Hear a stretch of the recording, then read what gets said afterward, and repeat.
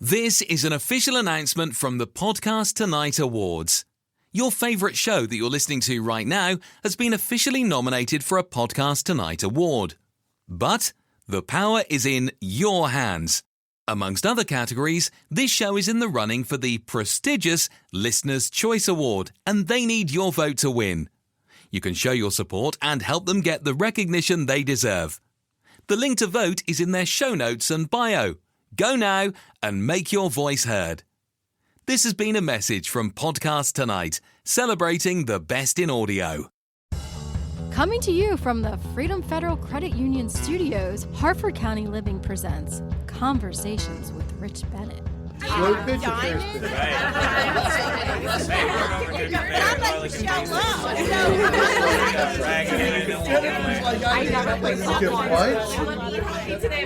It's probably the least sexy part of the work. No. The truth is, today I'm excited to welcome someone who's changing the way entrepreneurs think about being a podcast guest. Lyndsay Phillips is the CEO of Smooth Business Podcasting, and she helps business owners turn their podcast appearances. Let me rephrase that, or not rephrase it, say that again. She helps business owners turn their podcast appearances into conversations that convert, interviews that actually drive visibility, leads, and clients. Instead of leaving everything up to the host, Lyndsay teaches guests how to take back control, show up strategically, and repurpose each interview like a true podcast launch. So if you've ever wondered why a great conversation didn't lead to real results, she's the one who can fix that. And all of you listening, if you've been on this podcast before, on mine, and you have not used that podcast, clips from it, whatever you want to do to your benefit, it's never too late. It's never too late. So how you doing, Lyndsay? I'm doing awesome. So glad to chat with you today. I know we're getting to know each other in the green room, and so I know this is going to be a fun chat. I think we've been trying to connect, I want to say since June or something. I know it's been a while. It's been a while. And then, I don't know, something happened or in my family, or I can't remember what. And then I think I had something happen too. So, yeah. Yeah. We're finally here. It's been back and forth. All right. I want to jump in. I just want to ask one question, and I just want you to take control of everything. You've said guests need to treat an interview like a podcast launch. Mm-hmm. What exactly do you mean by that? Yeah. I mean, the industry I find as well, is so focused on podcasting in respects to the host, Mm-hmm. Launching it and sponsorships, monetizing. How do you grow the show? There's so much focus on the host. Right. And when you think about a podcast launch, you're like, oh man, I know there's so many moving pieces. I can't do it on my own. I want to do it right. There's companies that are dedicated to doing just that. Mm-hmm. But then on the guesting side, you see out there information about get booked on shows, right, or how to get booked on shows, or your pitch or your one sheet. And that's it. Mm-hmm. So what's happening is guests are, I'll just show up and share a bunch of tips. I'll get exposure.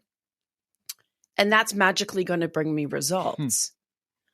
Or they're relying on the host to do all the heavy lifting, right, to promote, to share. I'm tapping into their audience, but they don't realize, again, that they can take control over that. They can be strategic for every little piece of the podcast guesting strategy.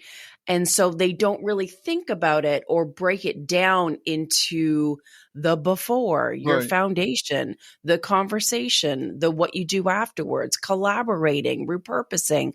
There's so many moving pieces. And if you optimize and are strategic about all of those pieces, imagine the results that you could get. Oh, yeah. Well, and with that being said, because you see this a lot, guests will get on a ton of podcasts. And one of the things I don't like, and I want to get your take on this.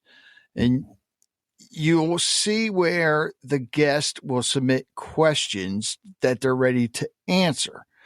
But if you keep doing that on every podcast, it's like listening to a record on repeat.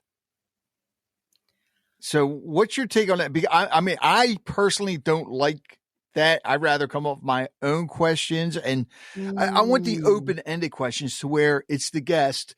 And I've said this a million times. Yes, it's called Conversations with Rich Bennett, but it's not my show. It's the guest show. It belongs to them. Yeah. So there's a couple things to address in that. And I hear it all the time, Rich. So you're not the only one thinking it. Where do I start? So let's think about it. I know I have so many opinions.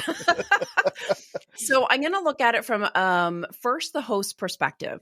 And I'm a host of my own show, the Leverage Your Podcast show.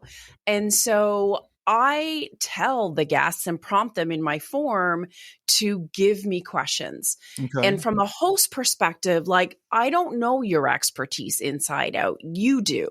And so I don't want to do you a disservice and ask questions that don't necessarily highlight your expertise. And I also want to make sure that the listeners get the most value. Right. And so for me, when I get questions, then I'm like, perfect. I'm not going to like rhyme them off as a script. I'm not going to question number 2. Like, we're just not built that way, right? You can still have an organic conversation, but it helps me position them but also give value. Okay. So that's one perspective. The other perspective is from the guest. So me as a guest, if I remember correctly, I gave you interview questions. I can't recall right now. I hope I did. No, actually, no, you gave me the... Oh, you know why? Because I looked at the format of your show. But that's okay. Yeah, I'm a pro, so I can go natural conversation. Yeah, exactly. So, but generally speaking, right? Again, let's say for an example that you looked on my website and you see that I do repurposing, that I do coaching, that I do work with hosts as well, but predominantly guests. So what would happen if you started asking me questions about all of the above? What happens is the listener gets confused because there's too many things going on. The episode isn't solving a problem. And then when the episode goes live, the title, it's hard to even give it a title, to be quite honest, because it's about all the things about podcast guesting. Yeah. And then it's a generic title. And then it's not going to hook a listener. So from many different angles, if I'm giving you all of these questions that guide the conversation, not a script, then it'll compel the listener to listen and then give them value, but in a way that they can process the information, and then showcase the guest as a host. So I call these interview questions the interview GPS. It's kind of like your conversation compass. Right? So you're not driving around trying to get from A to B without a map. There's an actual method and a strategy and a structure. I still have organic conversations. Like, it's never going to be, we're human. There's back and forth. And it should so be. I'm not, yeah. And so it's not going to sound like I'm on a stage, giving a speech. Right. It's just not going to sound that way. It's not a journalist talking to you. No, exactly. I'm not on a soapbox. Yeah. But here's the other angle of it. And that is the part where the guest thinks, oh, if I'm giving the same talk on every single podcast, I shouldn't promote it because it's the same thing over and over and over again. But if you want to be known for one thing, even if it's 2, you can't, you have to repeat your tips. your frameworks, your strategies, and talking about the same pain over and over again, because that's what's going to get you known as an authority in your space. Right. That's how you're going to hook your avatar, your prospect. You have to do the repetition. I also think it's up to the host because granted, yes, when they do send me the questions, I look at them and I'll even keep them on what I call my cheat sheet as questions they're ready to answer. But it gives me an idea. The other thing that I like to do with it, and it all depends on how the conversation's going. Of course, doing the research, looking at their website, listening to past episodes, it gives me as the host an idea of questions that they've never been asked.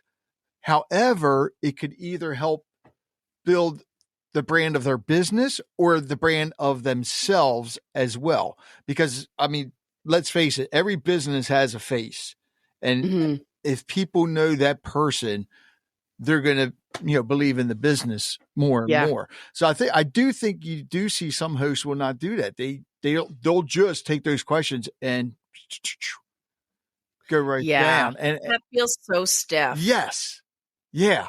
I just don't get it. The other thing I do like to do sometimes, and again, it all depends on the guests who I have. Like if I have somebody on about addiction, I'm going to ask them beforehand if there's anything that they don't want to talk about. And I think that's very important. Agreed. And that's just a different angle too, right? It's more story based.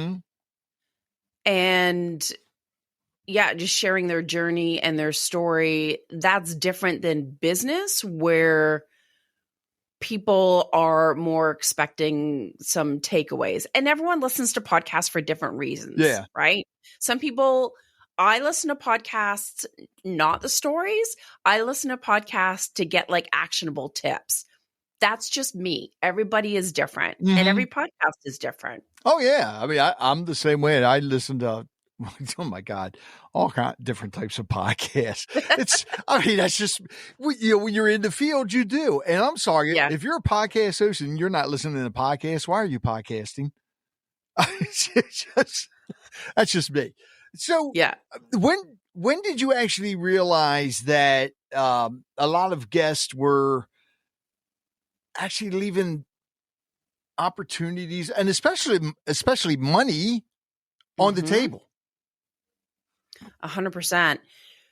It didn't really click for me. Like I was frustrated with my own experiences on being asked completely random questions. And I'm like, ooh, that has nothing to do with my expertise. And then by the end of the conversation, I was just frustrated going, okay, well, that was a great interview, but it doesn't showcase me as an expert, and it's not really helping the listener with my knowledge and what I know. So sometimes I personally was frustrated, and then I'm like, how is even the audience going to understand how I can support them in their business? They're not, because the conversation was like all over the place. The other piece was because I do repurposing. I was creating reels and content for clients that are guesting on shows. And like I onboard, I knew what her expertise was. I knew like how she helped her clients. And as I was listening to these episodes and trying to pull out reels and trying to even create titles for the episodes, I was like, the conversation, like it's about imposter syndrome, and it's about tech startups, and it's about this. And I'm just like, I don't even know what to name it because it's all over the place. Like, there's not one focus. So I was like, this is kind of frustrating. And so I was having a hard time repurposing the content. And then I was like, oh, how come you don't talk about this? Like I forget what they were, but like exercises that she does and like what she uses to serve her clients. I was like, oh, you don't talk about this and you don't talk about that. I'm like, that's so unique to you. And like, what makes you like get results for your clients. And she's like, well, they don't ask, or it never comes up. And I'm like, So I'm like, there's got to be a way to change this. Mm-hmm.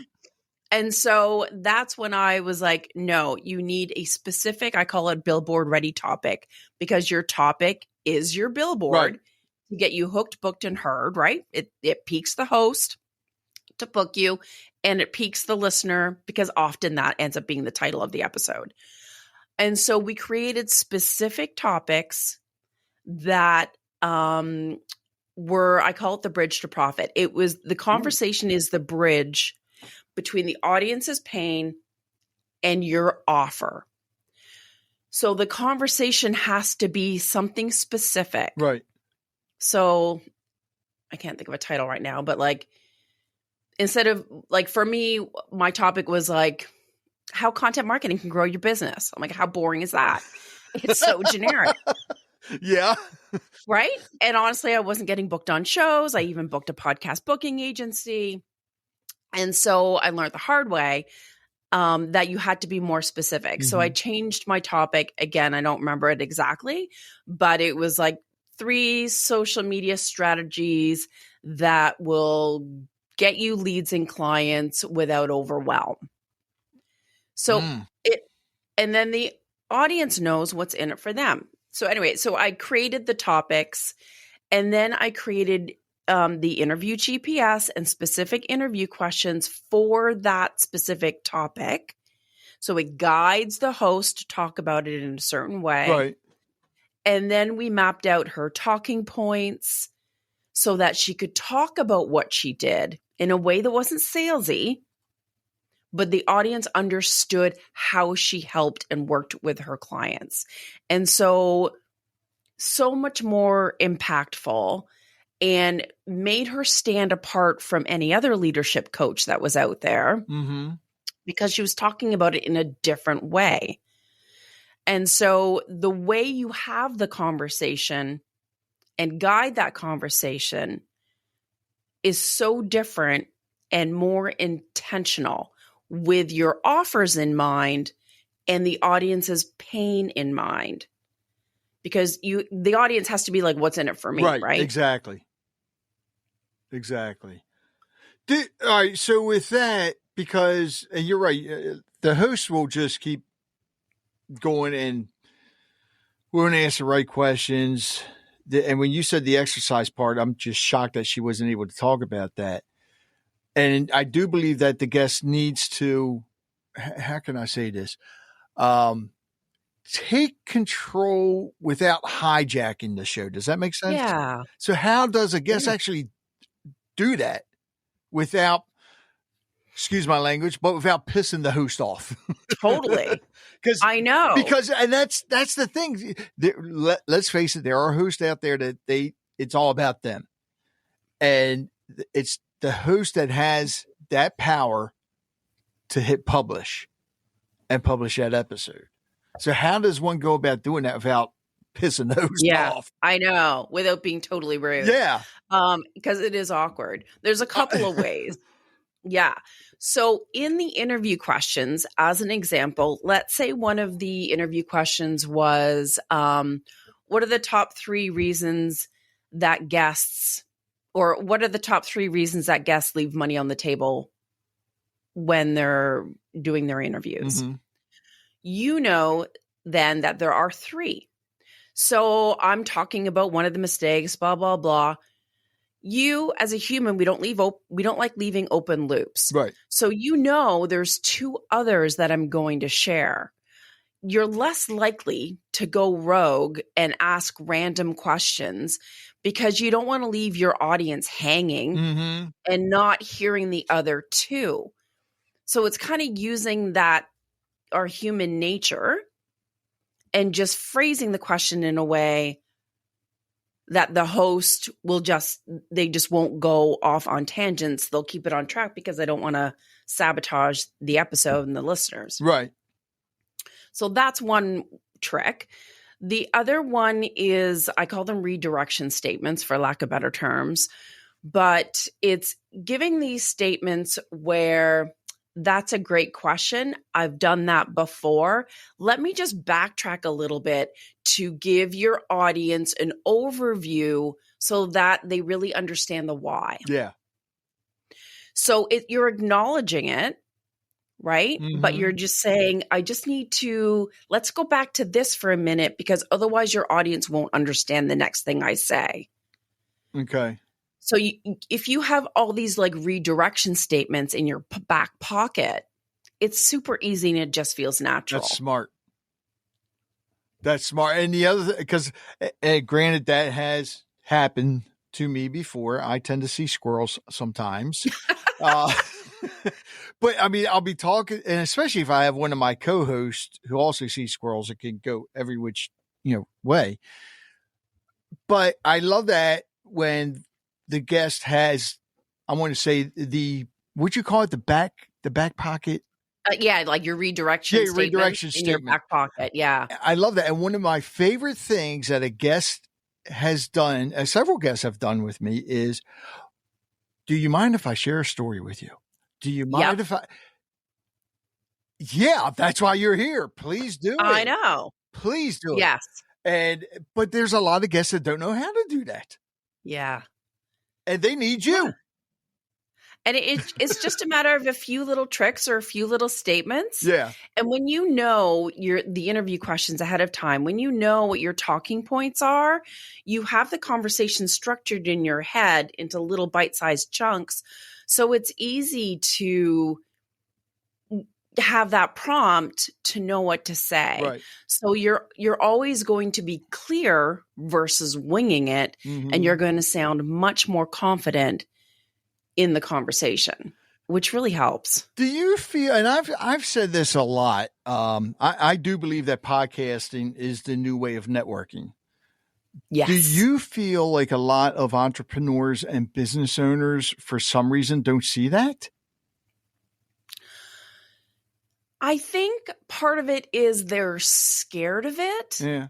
And I was too, in all honesty. I've done God knows how many interviews. And I'd be like, okay, great, bye. Because you're like, oh, the green room conversation just feels so weird and awkward. Right. So how can I support you in your business? It's like, oh, can you refer me? Like, we just don't know how to approach the situation in a way that feels normal. But part of it is also being strategic about who's on your show. Yes. So that, and again, it depends on the goal for your show. But if you are strategic about who you have on, there's naturally going to be some alignment. And so I always like the chit chat before. Yes. So that you get to know each other. Oh, I happen to see you're doing this. Oh my gosh, do you have a couple minutes to tell me about it? And then so that you're asking them questions to hear more about their business and what's going on and who they serve and blah, blah, blah.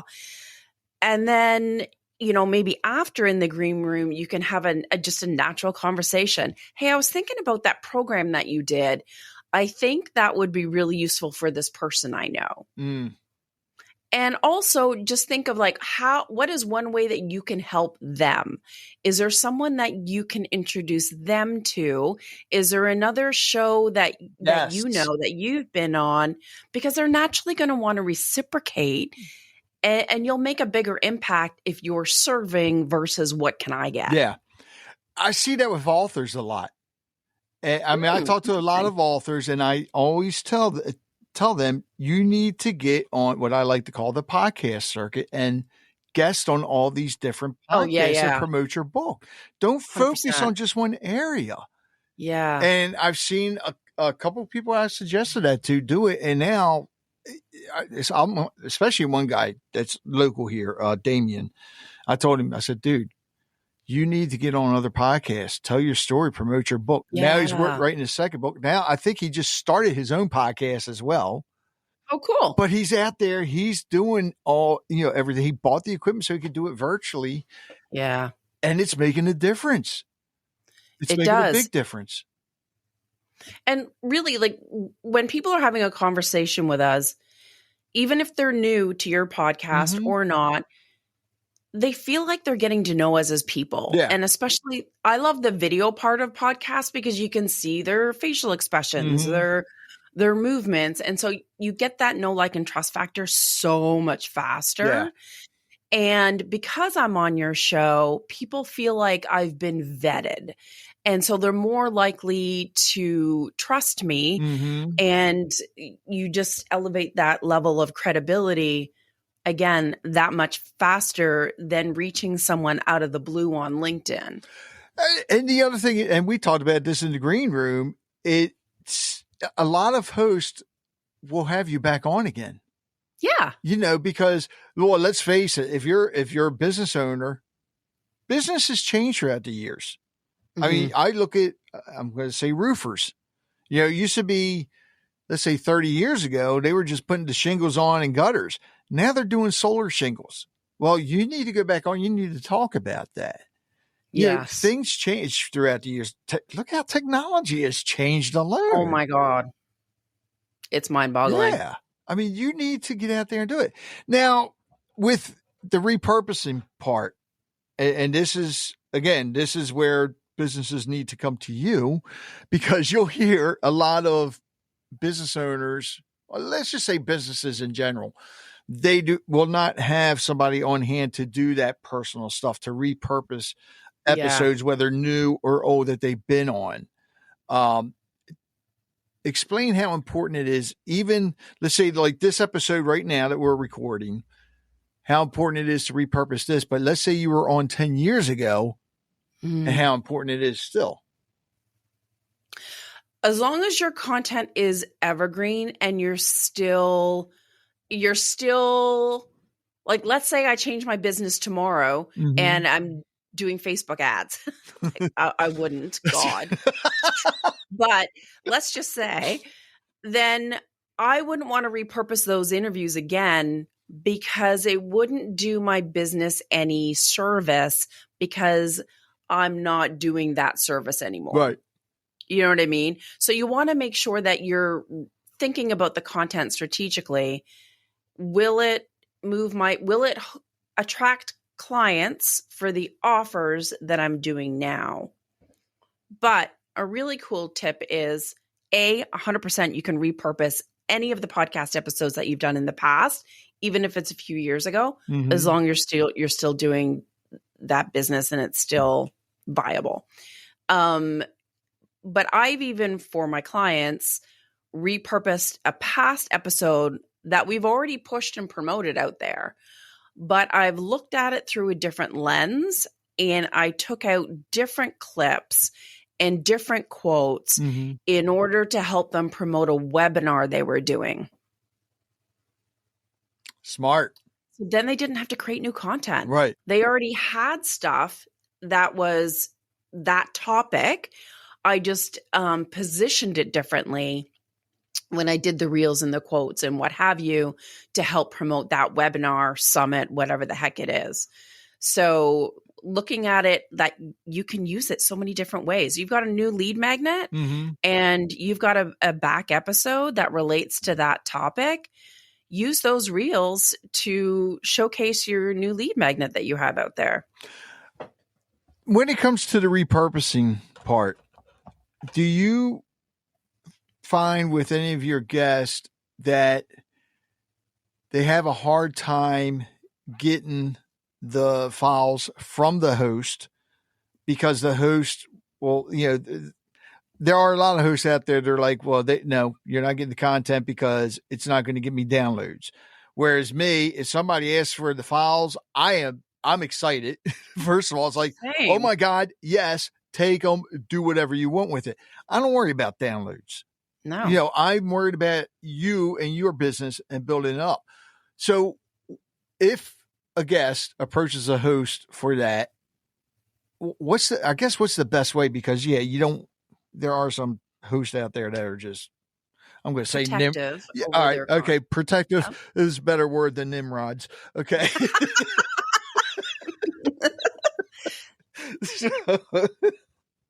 I'm sorry, they are. But what's the best way for the guests to go about getting them? Besides just asking, of course. You're listening to Conversations with Rich Bennett. We'll be right back. I've been talking about them for years, and I will keep talking about them. It's a company that I trust for my home exterior needs. Tar Heel Construction Group. When it came time to replace my roof, I didn't hesitate. I called Joe Ayler at Tar Heel Construction Group. They were professional, timely, and most importantly, they did an incredible job. The new roof looks amazing, and I know it'll last for years to come. Their quality and attention to detail are unmatched. But here's the thing. I'm not stopping there. I'm already planning to use them again for my siding and gutters. Why? Because I trust them. Tar Heel Construction Group has earned my loyalty by delivering exactly what they promised. High quality work, excellent communication, and a commitment to customer satisfaction. If you're thinking about tackling any exterior home improvement project, whether it's roofing, siding, or gutters, or even solar, give Tar Heel Construction Group a call. I've used them, and I'll keep recommending them and use them again in the future. Check them out at tarheelconstructiongroup.com or call them today at 410-638-7021. I tell my clients, and I do it all the time, I ask for the raw video. And I say, because I would love to give your podcast more exposure. I put the video in my YouTube because everyone searches on YouTube. I put it on my blog, which of course showcases my authority when people are going to my website. And I will create some extra reels. And I put the podcast art on the reels so that it shows that I'm guesting on that podcast. A, for the podcast host, but B, for me. Hey, look, I was on a show. So it showcases my authority. But yeah, and I want to be in control over how I'm being showcased. Right. Because let me share a couple of little nightmare moments from the past. So I've obviously guested on many a podcast. And one of them came back. It went live, but they, on their show page, it just had my bio and like, that's it. So it had no show notes. It didn't have any bullets of like what they could learn. So there was like no hook for the listener to like want to listen. So I'm like, oh, no main topics, resources, or anything? Nothing. Wow. I know. I was like, dang. And so I'm like, I'm making my own show notes. Yeah. So I did. And that's how I kind of got into I'm just doing it myself. And then the title was like some funny spin on my name. So again, the title, no one's going to know how they're going to benefit from the episode or what it's about. Right. So how am I even going to get listeners for that? So I'm like, no, I'm going to do the SEO research and I'm going to make my own title, make my own branded image. And then the worst was, like, again, we're cracking jokes. There's like, you have some amusing moments in the episode and that's fine. But he made a clip of some little outtake funny moment. And that was the clip he used to share the episode. I'm like, that has nothing to do with what I do. It is not serving the audience in any way. And I'm like, I'm not sharing that. And so that's why I want the raw video. So I can pick the clips that serve the audience to give them a tip, but showcases my authority and positions me as an expert. Yeah. So there's just been I'm like, I know. What the hell? The thing is too, well, apparently, and granted, it took me a while to realize this as a podcaster, but those show notes and the transcripts and everything, it's going to help your show. It's going to help the host show get up in the charts. What are keywords, they thinking? Your blog? Yes. I don't know. I've seen it more often than you can imagine, to be honest. And it's not that hard to come up with a title. No, with AI, my God. Oh, yeah. Yeah. Now, and actually, I'm glad you mentioned with the title part. How important is it to have the guest name in the title of the episode? I mean, I guess it depends what point of view you're looking at. Mm-hmm. For me, from the listener perspective, sorry, I'm getting all jumbled up here. From the listener's perspective, they want to know, what is it about? Right. How is it going to help me? But I know when I'm searching for a show that Joe Smith was on the Millionaire Maker podcast, I don't remember what the title is. So when I'm searching for the name. Yeah, I'm searching for the name. Mm-hmm. And actually, when you search, again, Joe Smith on podcasts, or you're in listen notes or whatever, where it's like, I want to watch that person talk about whatever on this, you can't find it because it's not searchable. Right. And so if your name is not in the episode title, it's harder for it to be found. Yeah. I mean, not that you're using the person's name as like a keyword for SEOing the blog post, but I think it's important. I know I want my name on it.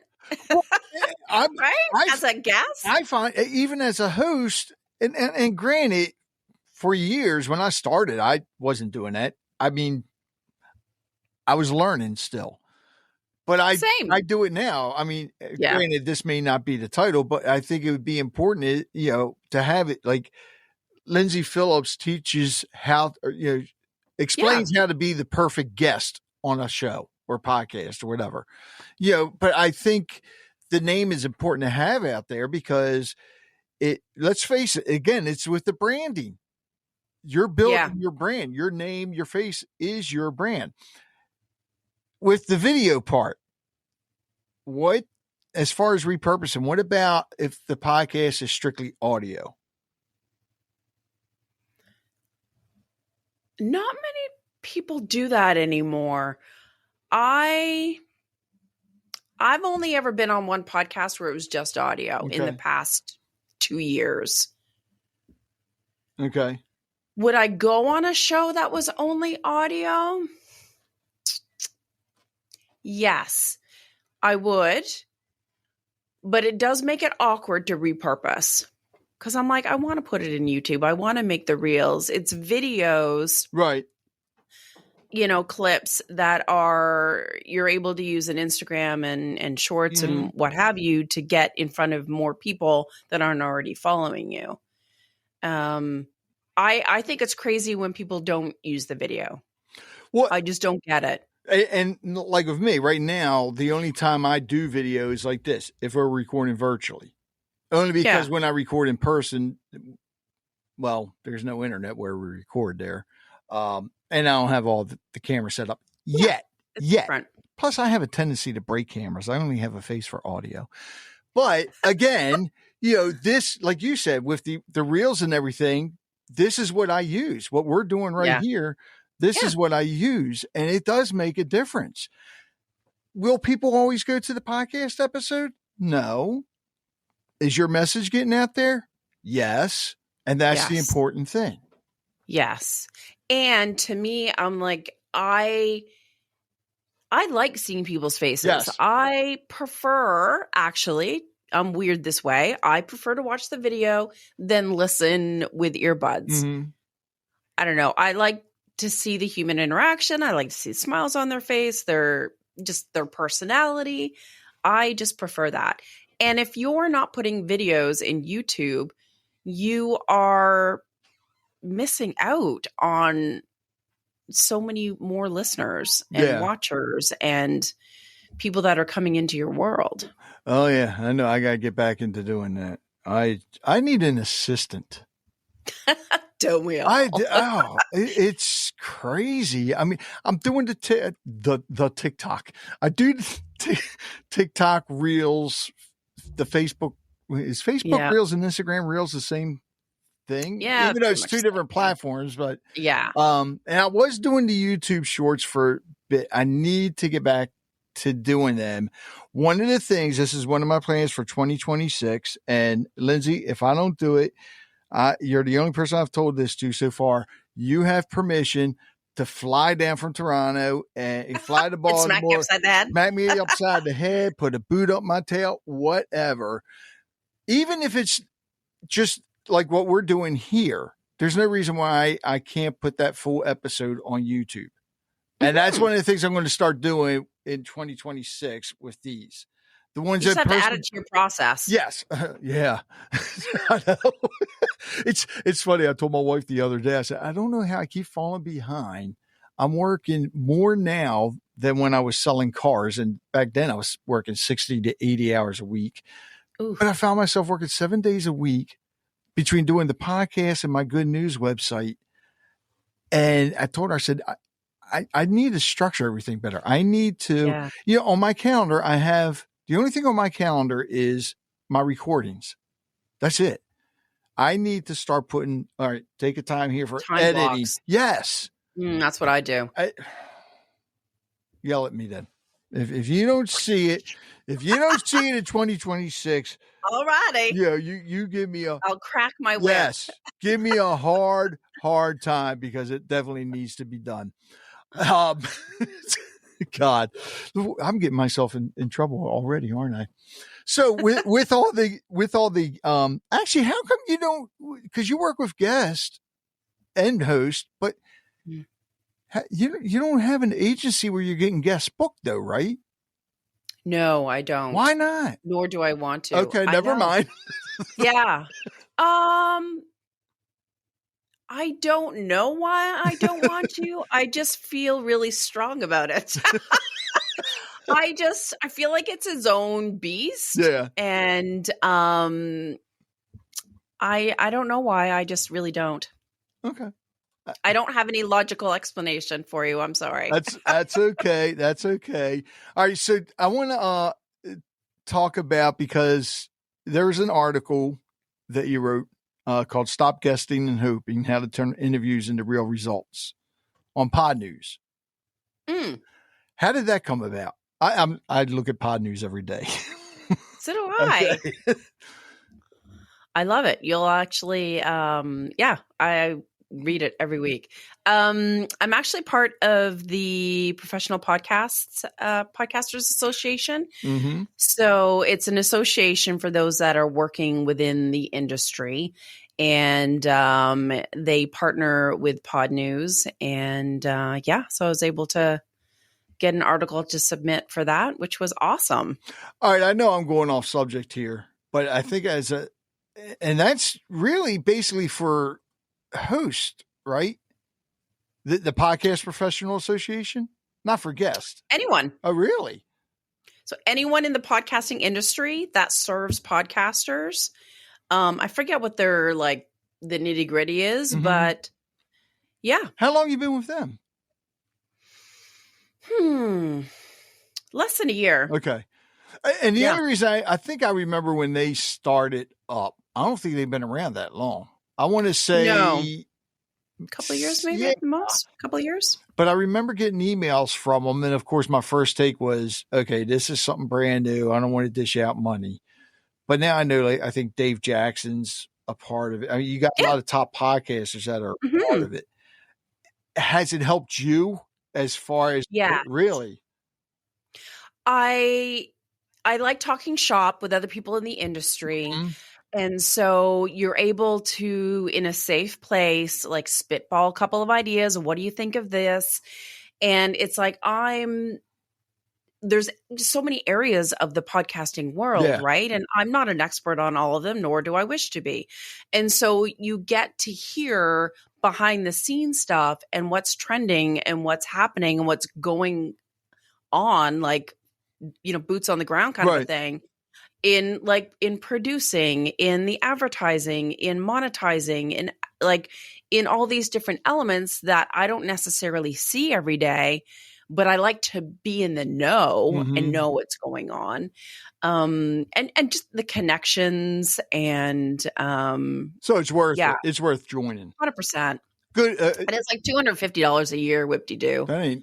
That's nothing really. I mean, that's pretty good. Yeah, no. And they do advocate for, the podcasting industry and stuff like that. And so, yeah, they're working on a ton of great things. Oh, well, now that I asked you that, you convinced me. I think I'm going to have to join. There you go. It's a good return on investment. It really is. And they're a great group of people. And for me, it's like, obviously I'm in the business of podcasting. And so why wouldn't I want to be surrounded by other people? Because that's how you build like your networking and partnerships and collaborations and opportunities. Yep. And I had one of them on my podcast, Jen, who's the co-founder of it. She was on my podcast just this week.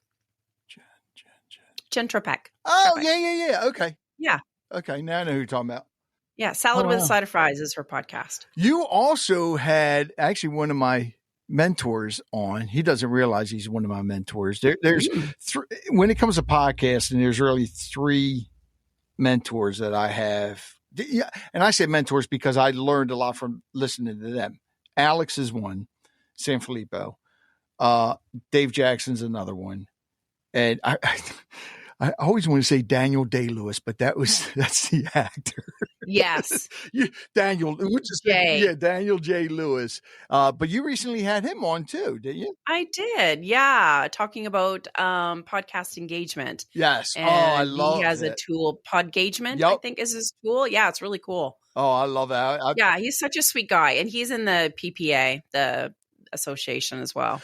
I mentioned return on investment.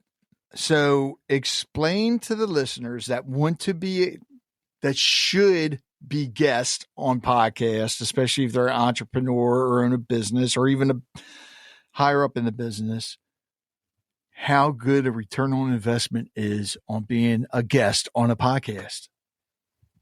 When done right, yes. That's why so many guests right now are so frustrated and they want to give up because they're like, oh, I've done all these shows, I've done 50 shows and I've gotten nothing out of it. And so they blame podcast guesting. And they're like, nope, that strategy doesn't work. And so that's why I'm just like, chomping at the bit to like educate them to be like, no, don't give up. Because it does create the networking, right? And the collaborations and the partnerships, that you can do from guesting. Right. You know what I mean? And then also it gives you content for your website, for Google, directing traffic to your website and promoting yourself in a way that boosts your authority and credibility and attracts leads and clients. I mean, one of my clients, just from literally one YouTube short that she did, someone saw it, it just tickled them right at the right moment and they booked a call and they became a high paying client. Wow. And so I know everyone's like, oh, social media. Yes, you're not going to get leads and clients from every single social media post, but when you're consistent with the right message and the right call to action, yes, you can. Sorry, I went off on a tangent.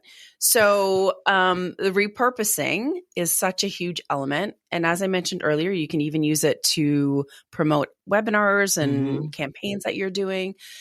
But it gets you in front of more people faster and it gets you in front of the right audience. Yeah. Again, when it's done right and you're on the right shows, you have to have strategy in all the different parts of guesting.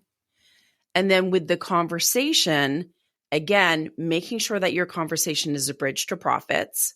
You want to make sure you've got a billboard ready topic. You've got your interview GPS. You've got well laid out talking points that differentiates you. You've got story sound bites because stories sell, facts tell. Right. And you want to make sure that you have a call to action. The listeners need a next step to take that makes sense. And, they have a piece of what they've learned in the episode. And then what's the next step that they're dying to have? Oh my God, yes, I need that.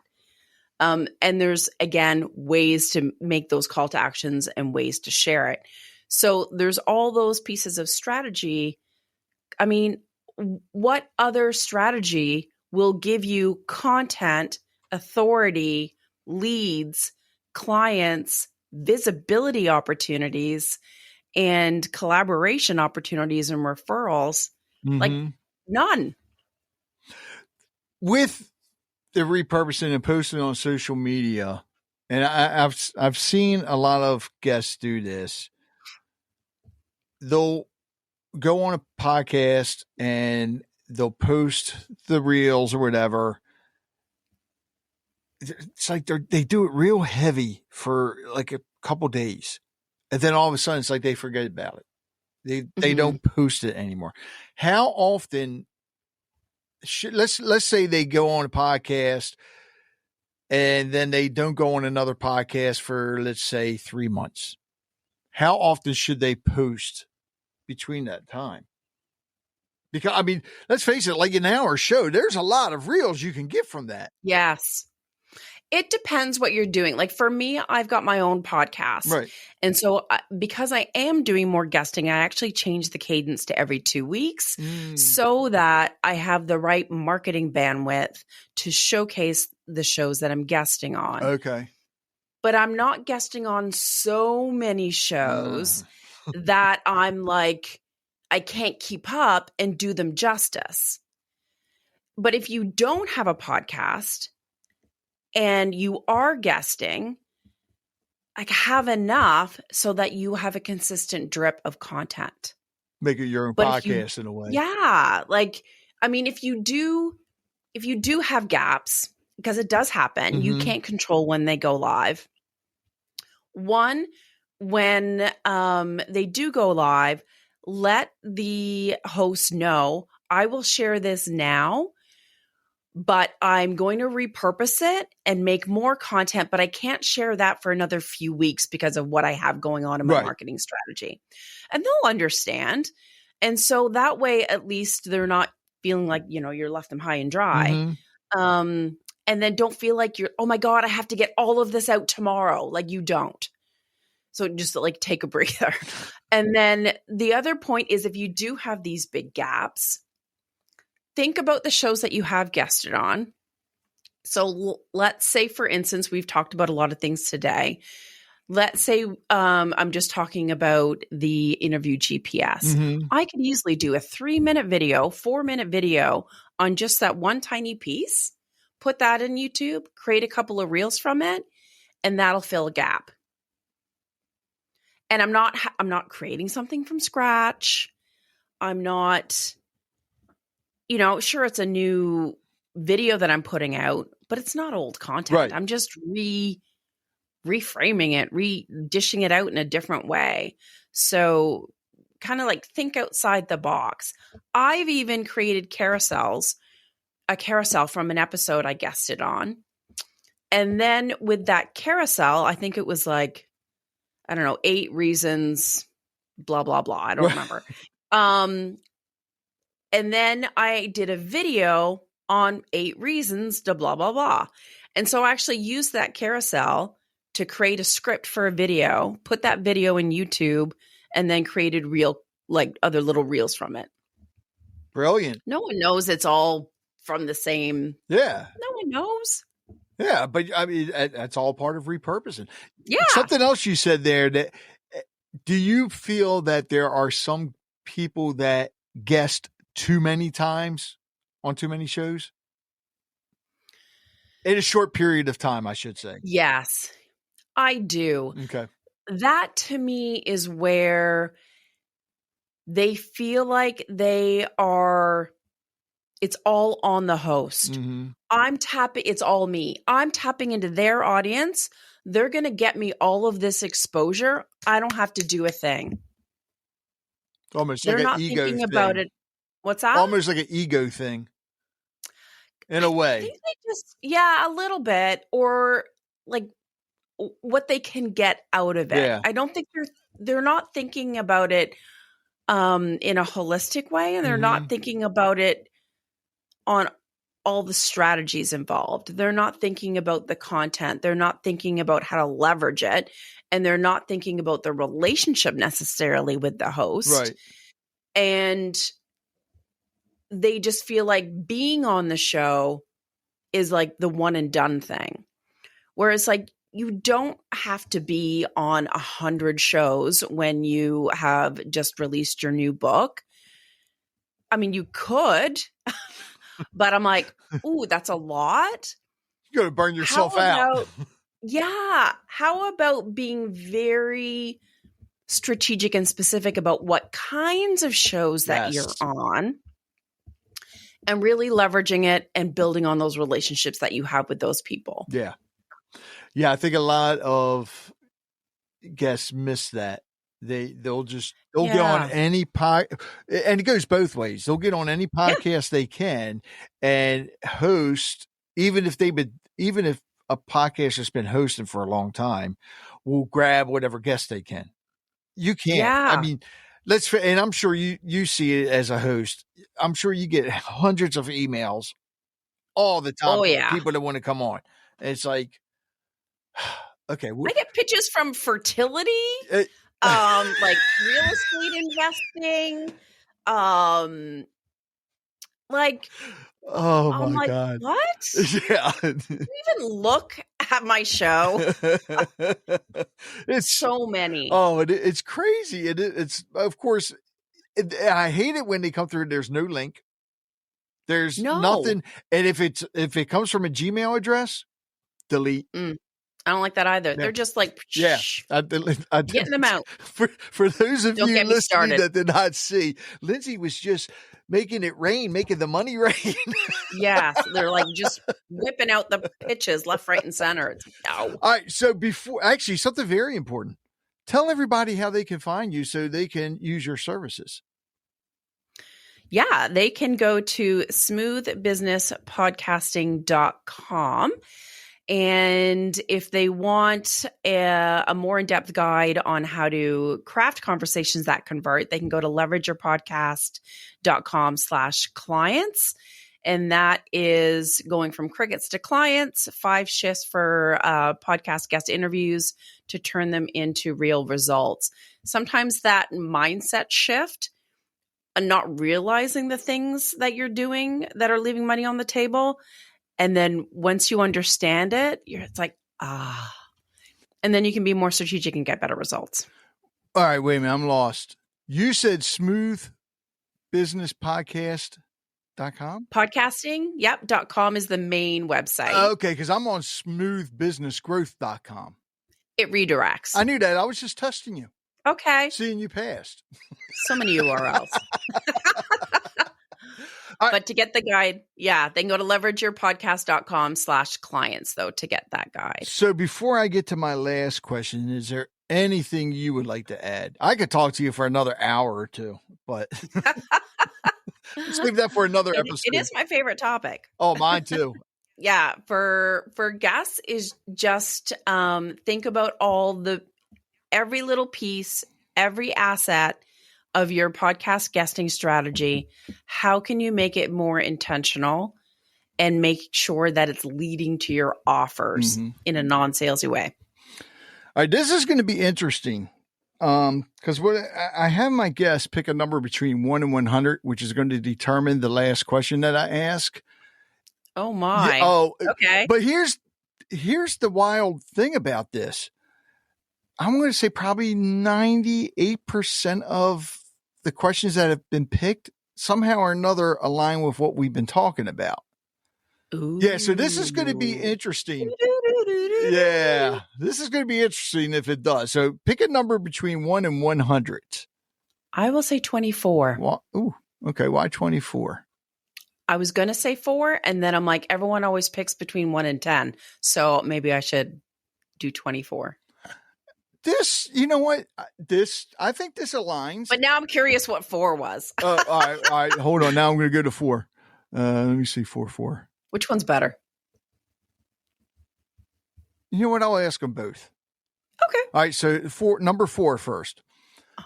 What's a lesson you learned the hard way that you wish you could have learned more easily?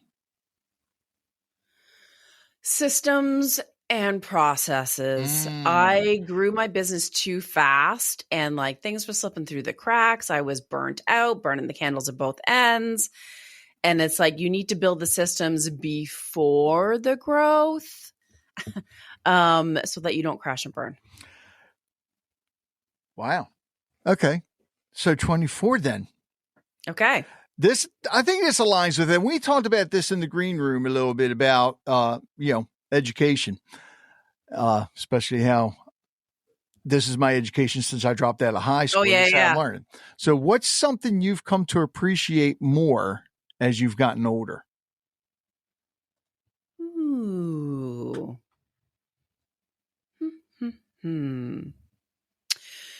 People's energy. Like, you feel energy from people, Yeah. right? Even though it's even though you're on Zoom. Mm-hmm. And also managing my own energy on what's emanating off of me. Like, when you have a bad day or you're stressed out, Right. like, don't hop on a podcast episode, walk in nature for 5 seconds, pet the dog for 5 seconds, and like just recenter. But just other people and like the great conversations and like, I don't know, just feeling the authenticity of people, the warmth of people, givingness, and just that connection and just like feeding off of another person's energy. I shied away from that before, and I was like more like all business. But now I'm like, that's just like the best part of the day. Yeah. I was the same way. I mean, believe it or not, I was shy. And then throughout my years, I've